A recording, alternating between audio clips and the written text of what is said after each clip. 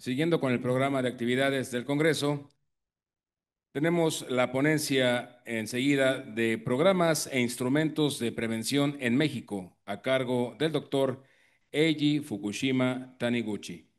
El maestro Eiji Alfredo Fukushima es psicólogo con maestría en psicología y residencia en adicciones por la Universidad Nacional Autónoma de México y cuenta con la Certificación Internacional de Profesionales de las Adicciones en Prevención ICAP.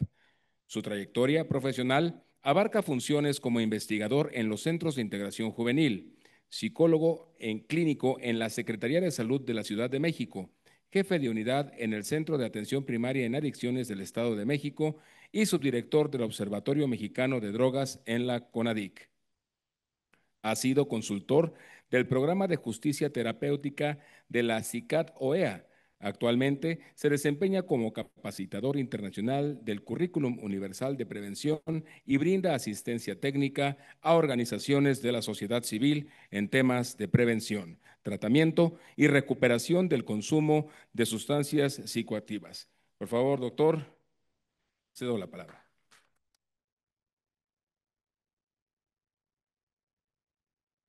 Buenos días, muchas gracias a todos. En primer lugar, quisiera agradecer a Jessica, a Esteban, a Aranza por la invitación, por considerarme estar aquí y realmente pues, es un honor poder compartir un poquito de lo que venimos haciendo y también agradecer a todo el staff de FISAC que pues, están en la organización y que pues, les ha salido excelente este congreso. Entonces, realmente felicitarles a todos.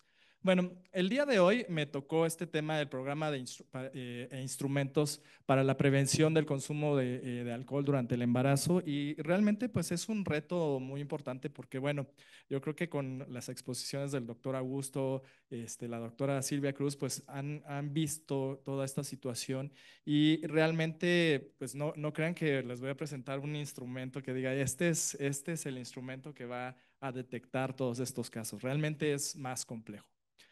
Antes de iniciar, pues me gustaría como plantear como toda la parte también la diferencia entre el consumo de alcohol entre los géneros, ¿no? Y creo que es muy importante empezar a notar esta parte. En primer lugar, hay que mencionarlo, ¿no? Los hombres beben más y más a menudo en promedio que las mujeres, ¿no? Esto es una condición muy importante. Sin embargo, eso no demerita o no hace menos que el consumo en las mujeres. Otra situación importante, creo que dentro de los datos epidemiológicos, es que tradicionalmente sí existen estas diferencias en las prevalencias de consumo de alcohol y podemos ver, no nada más aquí en México, en la región, en varios lados a nivel global, que pueden ser hasta 5 veces menor en las mujeres. Esto pues lleva también a pensar en esta parte social que tenemos que estar pensando en cómo vamos a evaluar, cómo vamos a intervenir, que tiene que ver que el consumo es más aceptado en los hombres que en las mujeres, ¿no? Y con todo lo que conlleva, ahorita vamos a platicar de eso, pero con todo lo que lo lleva también a acercarse a la atención y que pues representa una barrera muy importante también en el contexto para las mujeres. Y el segundo lugar, bueno, lo que venía mencionando, pues tiene que ver con este estigma social, cuando de repente profesionales de la salud, personas en general, pues hay este estigma social en cuanto a cómo se pueda ver una mujer consumiendo, una mujer ebria, borracha, a la diferencia de un hombre ebrio o borracho. Y hay un estigma social muy grande. Y ese estigma social pues también afecta mucho, es una barrera muy importante al acercamiento de las mujeres para la atención. ¿Sí? Entonces eso dificulta más. Y bueno, he mencionado acerca de las estadísticas, de las prevalencias, pero sí hay que hacer notar que hay muchos estudios epidemiológicos y hablo de la última encuesta nacional de alcohol, tabaco y drogas de México, que fue en el 2016 y 17, y ahí ya veíamos datos actuales donde mostraban un aumento progresivo en el consumo de las mujeres que consumen alcohol. Entonces es importante ver que estos consumos, a pesar de que a nivel global pues sigue siendo mayor el consumo de hombres, pero sí ya estamos viendo estudios en donde estos consumos se están igualando y hasta en ocasiones superando esos consumos, ¿no? Y yo nada más pongo aquí a la mesa ese estudio. Ese estudio es de hace 2016, 2017. Entiendo que sí nos hace falta estudios, pero yo nada más traigo esos datos porque esa población que en su momento adolescente contestó, ahorita está en una edad fértil, productiva y que a lo mejor ya nos ha tocado en algún momento en la atención. ¿Sí? Eh, bueno, qué bueno que el doctor Augusto trajo a colación su estudio y también creo que es importante este estudio porque es muy relevante y creo que en este estudio mencionó que son 420 mujeres que participaron en el estudio y 300 de ellas mostraron estar embarazadas y teniendo un consumo. Entonces, eh, esto nos hace pensar mucho qué está pasando y qué tenemos que hacer y más investigación como se cerró en la mesa anterior o en la ponencia anterior. Hay que hacer más estudios y necesitamos justamente de estas barreras que yo les decía, creo que es un reflejo también de esta parte de las necesidades que tenemos para poder acercarnos a las jóvenes y también a las personas que están embarazadas y que tienen este acceso. Y una cuestión es que hay una doble vulnerabilidad, ¿no? Hay una importancia, como también lo mencionaba la doctora Silvia, tenemos a personas que todavía no están llegando o culminando su desarrollo personal y todavía están teniendo en el vientre a otro ser que también se está afectando por las cuestiones del consumo. Entonces, es muy importante que tengamos en cuenta todos estos aspectos. Ahora, quiero también hacerles mención que sí es importante ver estas diferencias entre hombres y mujeres y si hay un riesgo relativo de las lesiones relacionadas con el consumo de alcohol. En el gráfico, en el eje de las X van a ver el número de bebidas y en el eje de las Y el porcentaje de riesgo, en verde los hombres y en gris las mujeres. Y quiero que vean el número de cantidad de bebidas consumidas y cómo incrementa ese riesgo de una emergencia médica entre hombres y mujeres. O sea, sí hay una diferencia muy importante. Entonces también ver que las necesidades, se tienen que pensar en esas necesidades que vamos ofreciendo tanto a hombres y mujeres, desde aquí es que empecemos a hacer esa conciencia. Bueno, este dato es del Informe Mundial de Drogas de hace como 3 o 4 años.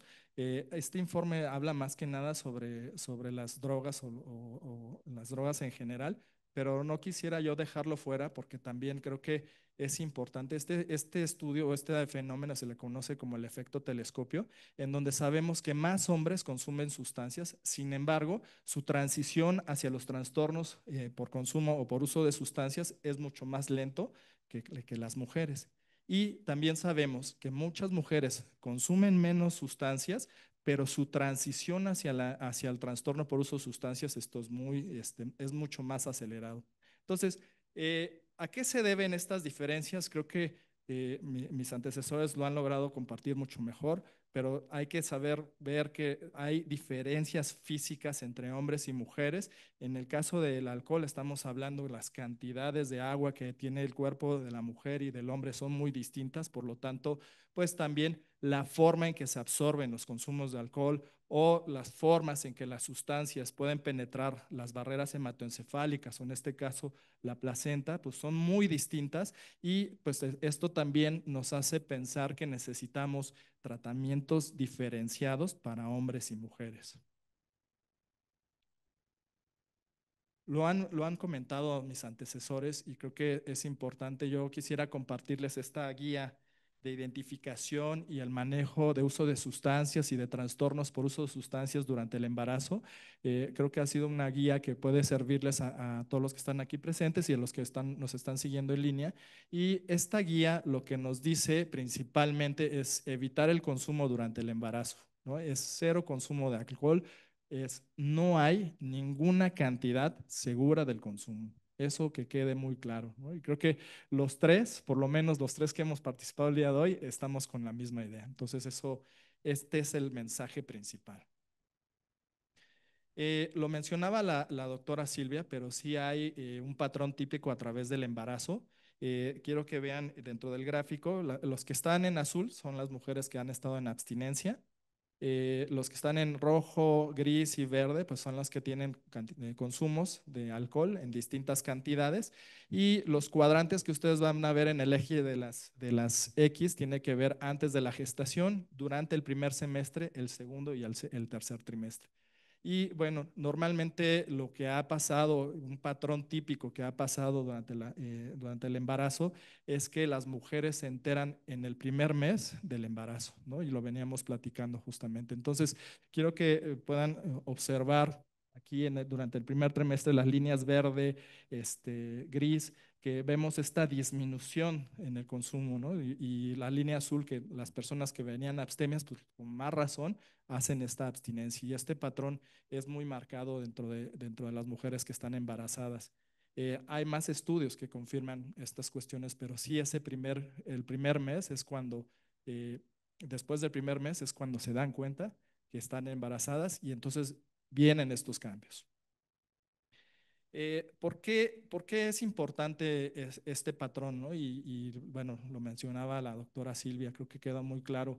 En el primer trimestre es importante porque hay un riesgo muy importante, es el periodo de la formación de órganos vitales de muchas mujeres que consumen alcohol sin saber que están embarazadas. En el segundo trimestre vemos que hay un desarrollo cerebral intenso, el alcohol interfiere con la migración neuronal, la formación de conexiones cerebrales y en el tercer trimestre pues está el crecimiento acelerado del cerebro. Entonces hay que ver que pues en cada periodo es crucial y que si hay un consumo de alcohol, pues como se ha venido mencionado, pues se van alterando justamente estas formaciones en la etapa vital del desarrollo dentro de la gestación. Entonces, un solo consumo excesivo, o sea, puede causar daños graves, especialmente en momentos críticos del desarrollo. Bueno, hay que también tener en cuenta que una mujer con altos consumos de alcohol durante el embarazo tiene en común varios aspectos que también esto nos permite ir pensando en cómo tenemos que tratar, cómo tenemos que orientar y ayudar a las mujeres que están en el embarazo. Obviamente, al enterarse de estar embarazadas, pues genera un alto nivel de estrés, un estrés que puede ser desde las cuestiones personales, sociales, porque viene en un cambio de vida importante. El segundo, aunque no querramos, puede suceder, puede haber desempleos, puede haber esta reducción de apoyos sociales e incluso el abandono. ¿Sí? Otro aspecto importante es que aunque la mujer esté embarazada, su alrededor, familiares, parejas, pueden seguir consumiendo alcohol o incluso drogas, entonces eso lo vuelve pues una cuestión de riesgo, ¿no? O incluso simplemente hablando de alcohol, pues también sabemos de las consecuencias del humo, ¿no? Del humo de tercera mano, ¿no? De segunda mano, de tercera mano, y que también puede estar afectando en el desarrollo del bebé, ¿no? Entonces es importante que orientemos también a la familia. Eh, Puede haber síntomas psiquiátricos y consumos nocivos antes del embarazo, que pues es común que pueda haber estas situaciones, puede haber estos consumos, como se venían mencionando, ¿no? Hace rato en las exposiciones, pues a lo mejor hay reuniones, fiestas, consumos excesivos y llegan a haber los embarazos, ¿no? Yo no sabía este término justo ayer me dijeron, oye, cuidado que es domingo 7. Y yo dije, ¿a qué se refieren con el domingo 7? Yo no sabía eso porque me decían, oye, es un dicho de una de las abuelitas. Yo dije, bueno, es que mis abuelitas son japonesas, ¿no? Entonces yo les decía, bueno, ¿te refieres al eclipse, a la luna? ¿De qué me tengo que cuidar? Pero bueno, me dijeron que era un término, un dicho que se decía mucho a las adolescentes por las cuestiones de los embarazos que podía haber, ¿no? Entonces dije, bueno, tengo que sacar esta experiencia que viví, esto nuevo que aprendí el día de hoy. Por otro lado, también es importante que el conocimiento acerca de los riesgos que pueda haber en el alcohol durante el embarazo, pues son mínimos. Entonces, hay una necesidad de orientar muchísimo a las mujeres embarazadas y en muchas ocasiones pueden ser embarazos no planificados, ¿no? Y entonces, todas estas situaciones, si nosotros no las tenemos en cuenta, pues va a ser un efecto que ha surgido y que vemos las consecuencias en los niños, pues vemos este retraso en la atención prenatal, ¿no? Entonces creo que todos estos aspectos debemos ir considerándolos cuando necesitamos atender a las mujeres. Bueno, cuando me hablaron de los instrumentos de detección, o sea, sí me pusieron en jaque porque dije, bueno, ¿cuáles son esos instrumentos? ¿A poco sí hay esos instrumentos específicos, no? Revisando la literatura, sí hay ciertos instrumentos y hay otros instrumentos que nos permiten la detección de conocer los riesgos acerca del consumo de sustancias. Y yo hoy me voy a centrar en dos clásicos, en dos instrumentos que están en México validados y que están en los servicios públicos y que creo que nos pueden ayudar a, a detectar los consumos, que es el ASIST. Es un instrumento que nos permite identificar el consumo ya sea de alcohol, de tabaco u otras sustancias. Es de 8 preguntas, es muy breve, ha sido validado aquí en nuestro país. Y el otro es el audit. El audit es uno de los instrumentos que también tiene mucha vinculación, aunque en México, en mi experiencia, me ha tocado utilizar instrumentos que ven ahí, por ejemplo, el Cage, el Twig, que están por ahí abajo, pero creo que estos dos instrumentos han podido generar esta simplicidad en la atención. No es necesario que sea un profesional de la salud el que los aplique y entonces esto da muchas ventajas en cuanto a la detección. Cabe mencionar que no hay un instrumento que vaya a permitir identificar que una mujer está embarazada y esté consumiendo.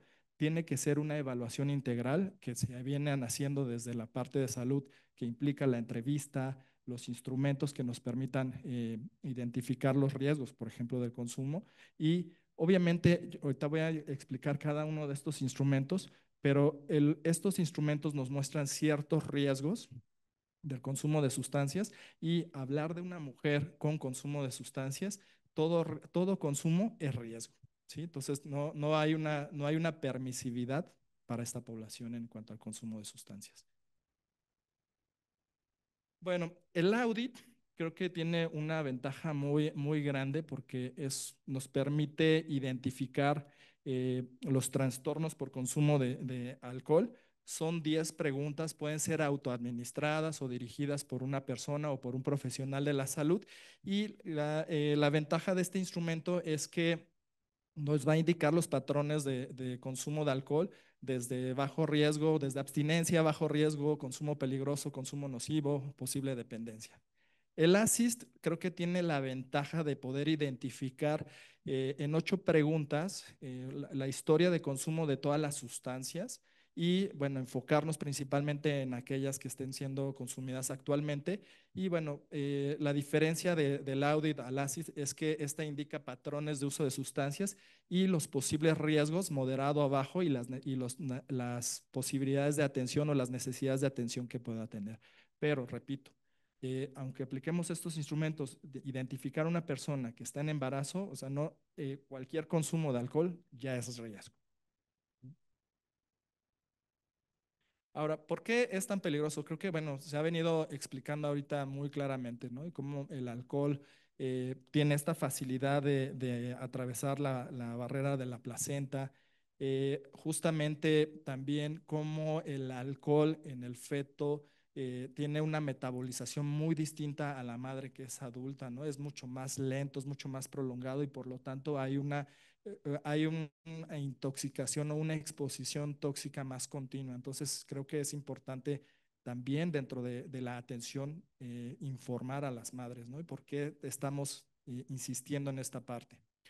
Eh, entonces, algunos mecanismos que venían explicando y qué bueno que mis antecesores lo hicieron porque yo realmente no soy especialista médico en estas, yo soy psicólogo, entonces creo que de lo que yo les puedo entender es que las concentraciones altas en la sangre más estados nutricionales, factores genéticos y otras vulnerabilidades de la mamá y la maduración celular en el tiempo de la exposición generan dos condiciones. Una es la lesión de la mitocondria, el estrés oxidativo que mencionaba la doctora Silvia, y viene una situación que es la necrosis y la apoptosis.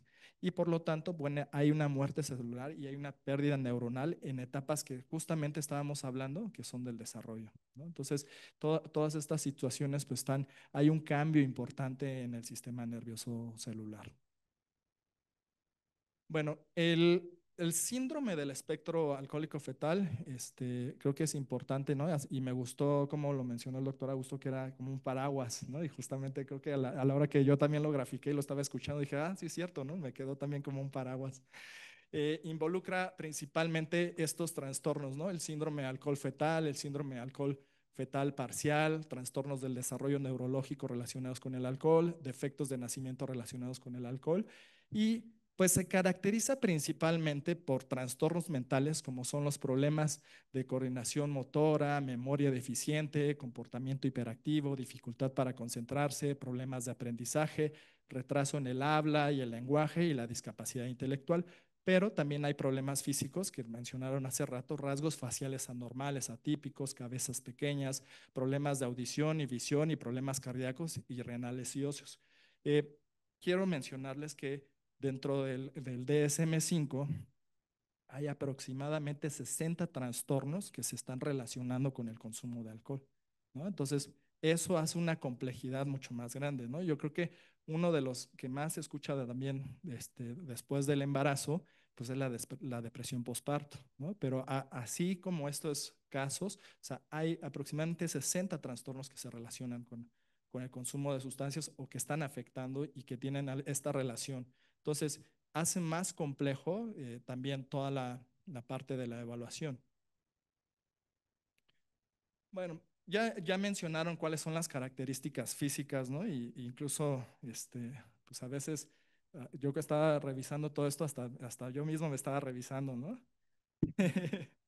Pero yo quiero traer a colación eh, estas imágenes, estos casos, porque creo que en algún momento de nuestra práctica, de nuestro servicio, nos ha tocado ver casos así, ¿sí? Niños con estas características, niños con estas situaciones de estos rasgos característicos y de repente nos vamos o dejamos esa parte y nos vamos al motivo de consulta, ¿sí? Entonces creo que también dentro de las evaluaciones es importante que se están mencionando estas características y si nosotros estamos identificando, creo que es buena oportunidad para intensificar esas entrevistas clínicas acerca de la gestación de los niños, aunque ya hayan nacido y que estemos viendo estas características, pues cuáles son las situaciones o cuáles son esos comportamientos o problemas, si es que traen problemas en el aprendizaje, creo que es una oportunidad también para ir detectándolos, ¿no? Creo cada vez, afortunadamente, creo cada vez me ha tocado ver menos casos, pero siguen llegando y creo que es una buena oportunidad. Ahora, hablando de programas de prevención, quiero enseñarles este cuadro. Este cuadro es del Currículum Universal de Prevención y verán ahí en cuadros marcados como verdes, amarillos y rojos. Los verdes tienen que ver con programas preventivos universales, los amarillos en programas selectivos y los rojos en programas indicados, ¿sí? Y bueno, las estrellitas que van teniendo de 1 a 5 son la evidencia de efectividad que están mostrando. Yo quisiera aquí mostrarles los que están acá en el contexto familiar y pues obviamente los programas como visitas y prevención prenatal que se están teniendo, intervenciones para mujeres embarazadas con trastorno por consumo de sustancias, son los que están mostrando efectividad, son programas selectivos y que están mostrando y que hay que intensificar. En México realmente ha sido muy variado estos programas y estos esfuerzos, ¿no? A mí me ha tocado trabajar mucho en el Estado de México y bueno, pues se intensificó muchos de estos programas cuando empezaron a haber muchas muertes maternas. Y bueno, afortunadamente no eran, bueno, es un dilema, ¿no? Afortunadamente nos tocó también tener la experiencia de algún caso que pues nos tocó vivir, pero era relacionado a una muerte materna después de la atención que siguió con el consumo y consumo de inhalables, ¿no? Es importante ver esta relación no nada más sobre el consumo de sustancias, bien lo mencionaba la doctora Silvia, o sea, no hay ya consumidores de alcohol puro, ¿no? Ya vemos que hay consumo de otras sustancias, hablando también de la nicotina o de los vapeadores, y que hace un contexto muy complejo también en cómo tiene que ser la orientación y la detección de estos casos. Bueno, de acuerdo a recomendaciones de la Organización Panamericana de la Salud, creo que hay un papel fundamental en el profesional de la salud y creo que a veces yo quisiera poder haber encontrado un programa y decirles, a ver, aquí está el programa nacional que implica, pero creo que tenemos que asumir desde cada uno, desde donde estamos atendiendo, desde donde estamos trabajando, la oportunidad que tenemos de poder trabajar y creo que son importantes estos aspectos. Y con esto quisiera también platicarles cuáles son como las recomendaciones que hace la Organización Panamericana de la Salud para los programas en la atención con mujeres embarazadas y consumo de alcohol.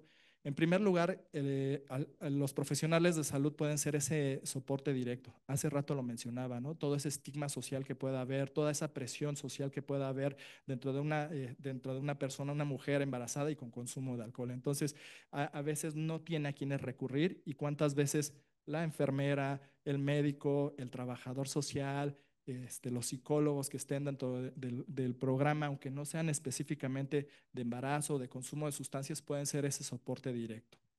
Otra es que tenemos una gran oportunidad para incluirla en los servicios de la salud para la mujer, ¿no? Que estamos hablando de estas diferencias que hay.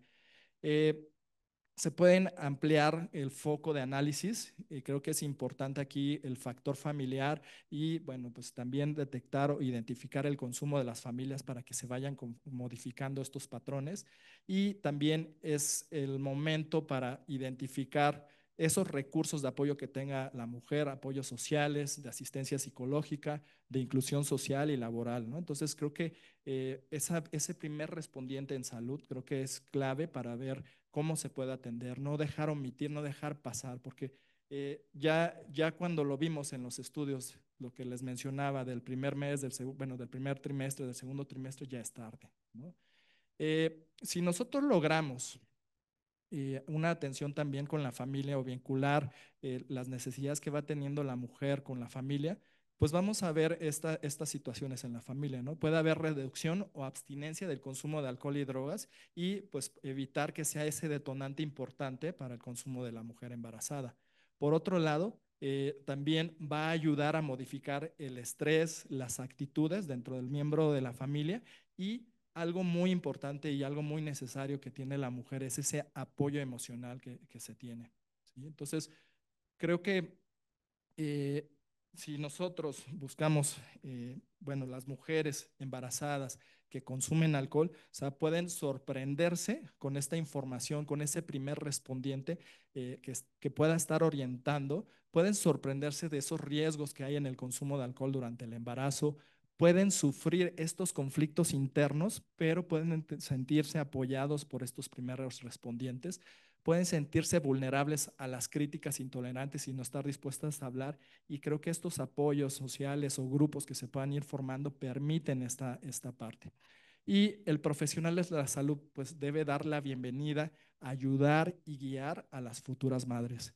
Entonces, yo aquí agradezco a Miriam Carrillo porque tuve la oportunidad bueno, ella me contactó y tuve la oportunidad de conocer este programa y me presentó este programa que se llama Bienestar Emocional en el Embarazo de Centros de Integración Juvenil y creo que justo daba con el clavo a todas las recomendaciones que estaba viendo de la Organización Panamericana de la Salud.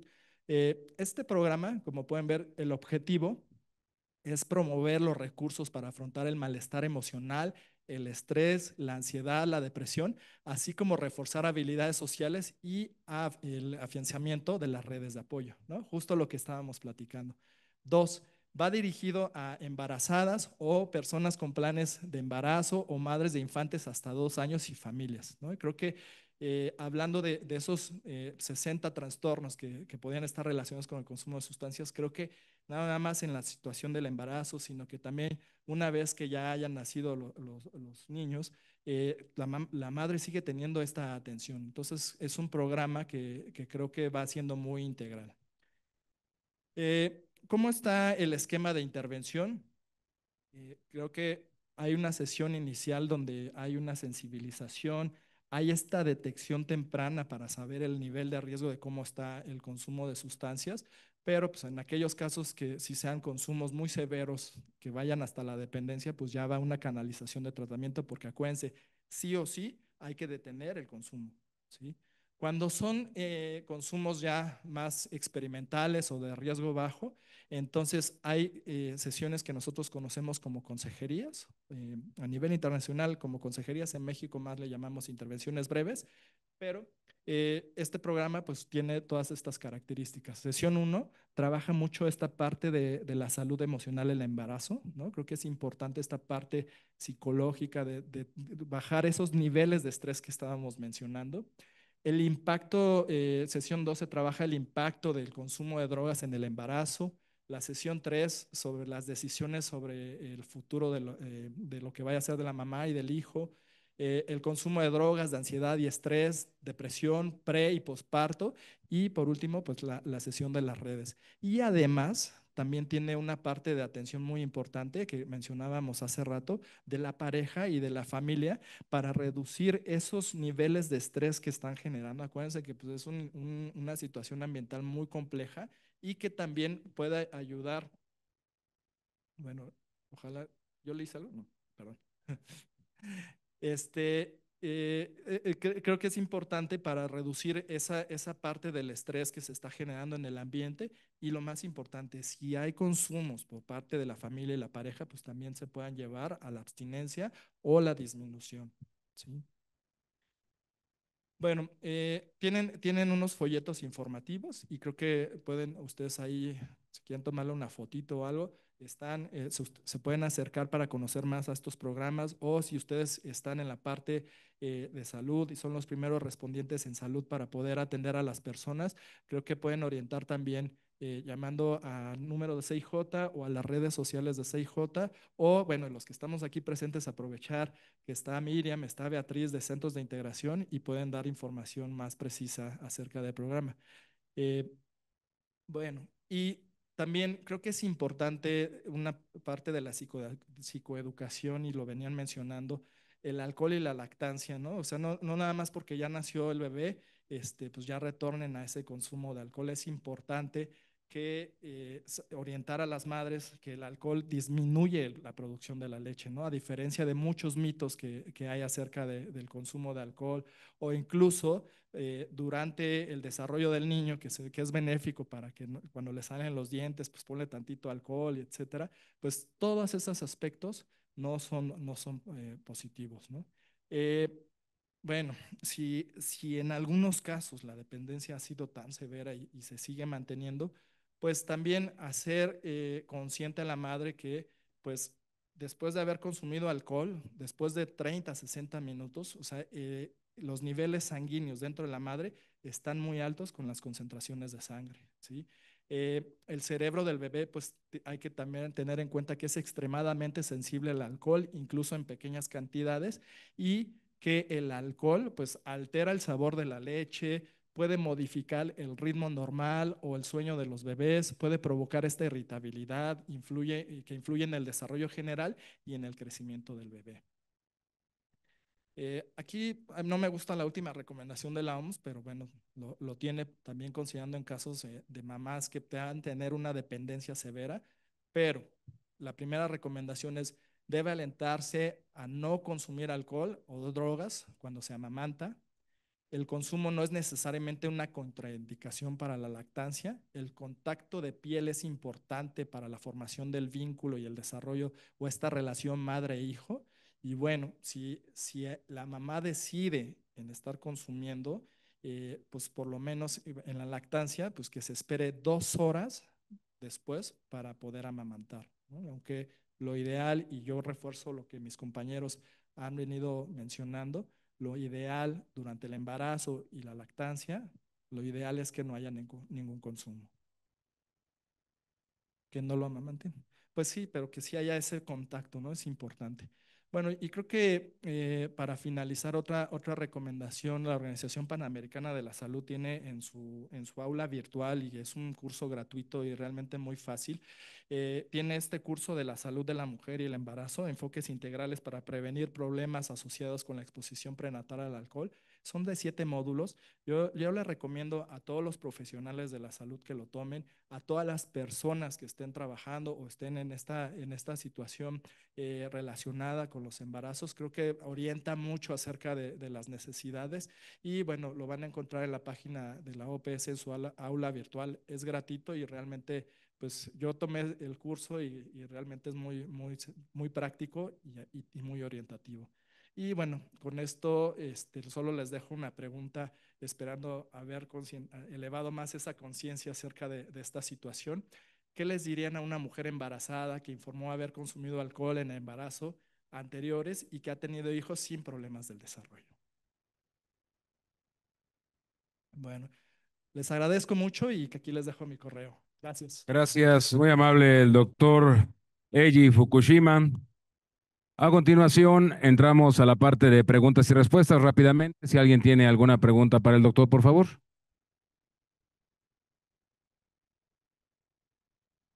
No hay preguntas. Bien. Sí, doctor, por favor.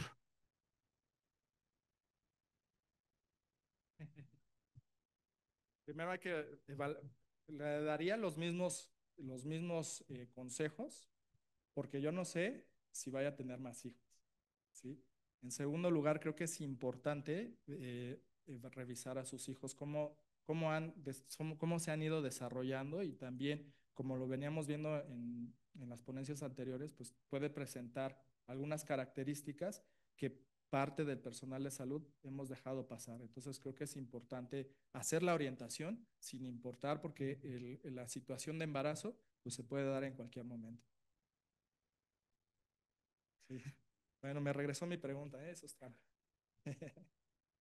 Doctor, ¿qué esfuerzos ha visto usted que se hagan fuera de la Ciudad de México? Por ejemplo, yo esto de los centros de integración juvenil me parece fabuloso, pero no sé qué haya por fuera, porque, bueno, cuando uno ve, por ejemplo, poblaciones, Guadalajara 5 millones, Monterrey 5 millones de habitantes, por solamente mencionar dos centros, 5 millones es una megaburbe, es un Sí. problemonón.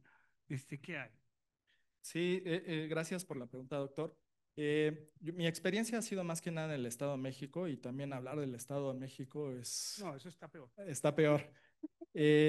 Sí me ha tocado muchas buenas y malas experiencias, y creo que principalmente la necesidad de concientizar a los profesionales de la salud, ¿no? Porque me ha tocado ver muchas referencias y contrarreferencias con mujeres con consumo de sustancias, no nada más de alcohol, porque algunos profesionales dicen primero hay que detener el consumo, y otros dicen no, primero es el riesgo del embarazo.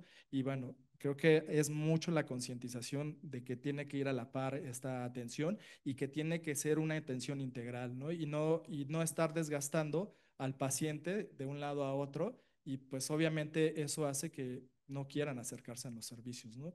Esos son como los casos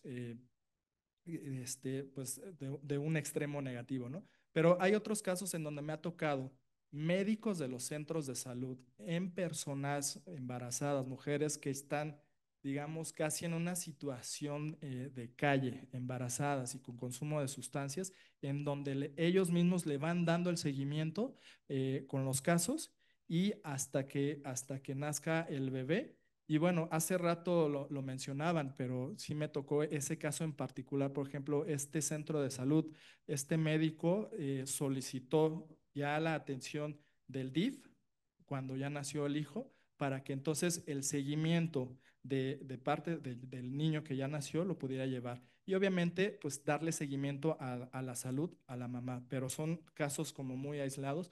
Yo también estoy muy contento de escuchar que Centros de Integración va a tener estos centros de atención a la mujer.